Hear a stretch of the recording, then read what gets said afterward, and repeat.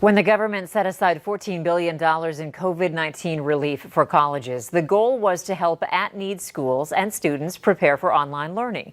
In a historic move, more than $1 billion went to for-profit schools that are traditionally excluded from federal funds. Here's Investigate TV's Lee Zurich with our COVID-19 tracker and CARES for-profit.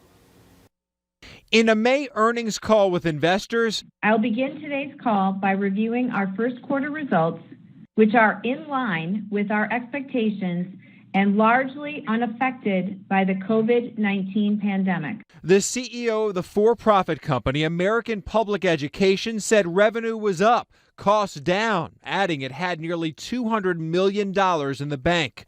New student enrollment increased 56% year over year, a spring term record for new student enrollment.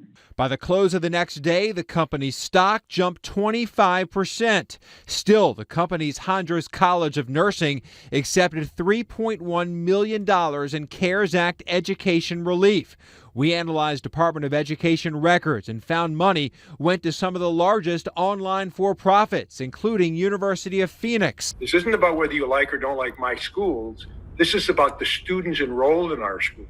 The law requires schools to give at least half the funds to students, but largely left it up to the colleges to decide how to spend the rest during the pandemic. And if there's any student out there who has been hurt by the pandemic, single parent, dual parents, one of them losing their job, etc., they're probably in our sector.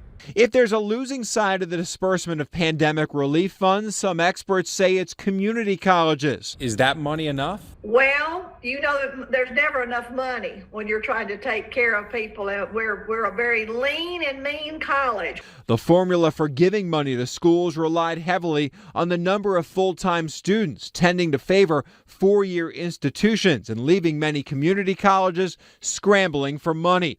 More than 1,600 for-profit colleges receive federal money, compared to 1,300 community and technical colleges, leaving schools like Patrick Henry Community College looking for additional funds to help students adjust to online studies in a community where about 28% of the residents don't have broadband access. And I believe that it would be appropriate to look at the return on the investment of these CARES Act dollars. And if you just do the return on the investment, the public community colleges in this country would have come out with a higher percentage of the appropriation and the allocation if you just do the return on the investment.